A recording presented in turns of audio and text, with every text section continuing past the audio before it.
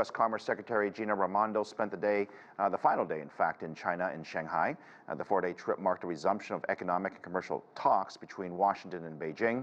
It ended on what both sides are calling on a upbeat note, with Raimondo emphasizing the desire of American firms to do business in China. Zongyuan has more. Productive, candid, open, and constructive. That's how Secretary Raimondo described her 4-day China visit. First of all, she spoke highly of what had been achieved over the past 3 days through both, talks with Chinese government officials and visits in some iconic U.S. enterprises. For example, Disneyland and Boeing, and also the New York University in Shanghai.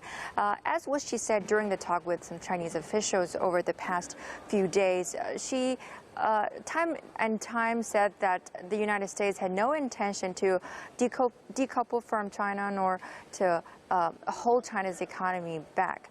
But she also said that challenges and disagreement really remain between the world's two largest economies, and those challenges won't be resolved through just 3 days of visits and talks. But she said that she's leaving China, generally speaking, with optimism, especially given the fact that the communication channels are now established. We know that the two sides have agreed to exchange more information on U.S. export controls and set up a China-U.S. working group to discuss other commercial issues. And she believes, she's a big advocate of communication. She said that it's really significant to promote consistent communication between the two countries, and that she believes these efforts will increase clarity and transparency, which will hopefully lead to more action and to a stable commercial relationship that benefit both countries and their peoples. Zheng Chunying, CGTN, Shanghai. For more on this latest U.S. official visit to China, we're joined by Zongyuan Zoe Liu. She's the Maurice Greenberg Fellow for China Studies at the Council of Foreign Relations. Good to see you and welcome to the show. This is not the first big meeting we've had. We've now had several of these. What do you think that came out of it that you would say is a positive?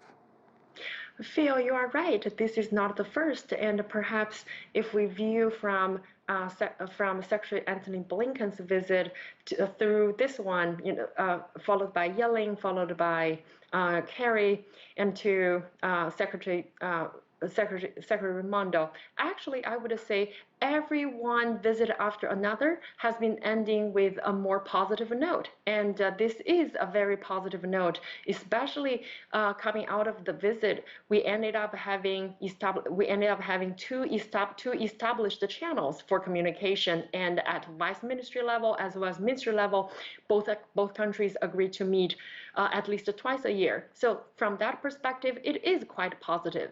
The skeptic in me would say that there's been a lot of nice words said on both sides. After all, these are very political events, but we don't see a lot of action in terms of what the U.S. wants China to do or what China wants the U.S. to do. And let's just take the flights, the aircraft flights, for example, just opening that up. If you want to facilitate trade, we know what needs to happen, but that hasn't happened. There hasn't been the action that a lot of the people in the business world want to see.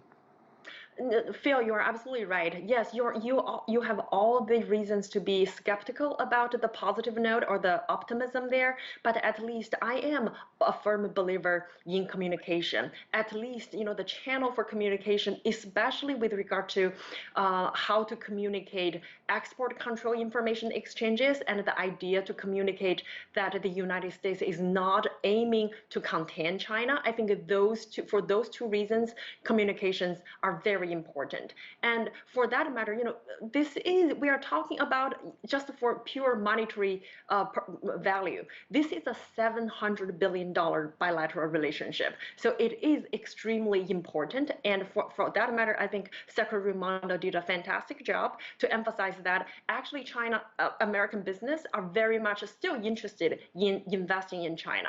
However, managing the relationship while expanding trade, at the same time simultaneously managing national security concerns, is very difficult. Yeah, well, you mentioned national security concerns, and one of the big issues that we've talked about for the past year or so has been these high-tech chips that are used for AI and also for all kinds of innovative stuff that the U.S. essentially is banning or restricting, okay, for lack of a better word. Now, I know that's not finalized yet, but was that discussed, and perhaps you could share with me what you know the Chinese may have asked for? I was not in the meeting, so I really didn't know what actually being discussed or not. But reading from Chinese news as well as government documents, you can actually identify the policy priorities or discussion priorities. I would not be surprised that in the conversation, the actual Chinese officials actually communicated two important issue on top of their list. One is tariff. The other would be export control with regard to access to semiconductors, to quantum computing, and artificial intelligence. And these three areas are also the three areas that the Biden's executive order recently have also put outbound investment restrictions on.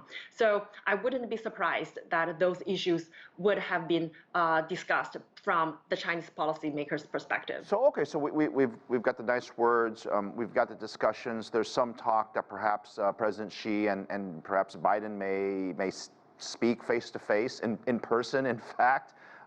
What's the next step for this relationship? What needs to happen next so that we can say we are moving in the right direction and there's concrete steps being taken by both sides?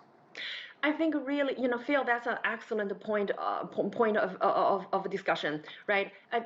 Here I would want to quote Bismarck, and I do think that both sides need to take a playbook from Bismarck, take a page from Bismarck's playbook, which is the art of diplomacy is really about building ladders so that the other people can climb down gracefully. Right now, the focus really is about how to de-escalate. It matters not just for the business community or the foreign policy making community. It's also about the people on both sides. Therefore, I think it really matters if they get a chance to meet in person in San Francisco or elsewhere, perhaps that is an opportunity for both sides to de-escalate. Right. Okay. No, I agree. We all want to get along, but being an expert in this field, you certainly come across all the different challenges. What is the number one concern that you have when it comes to the challenges that could derail the progress that we've made recently? I do watch two things. The first thing would be Taiwan and U.S. arms sales to Taiwan and China's official discussion or in particular combative tone about Taiwan issue. And then the second point that I would want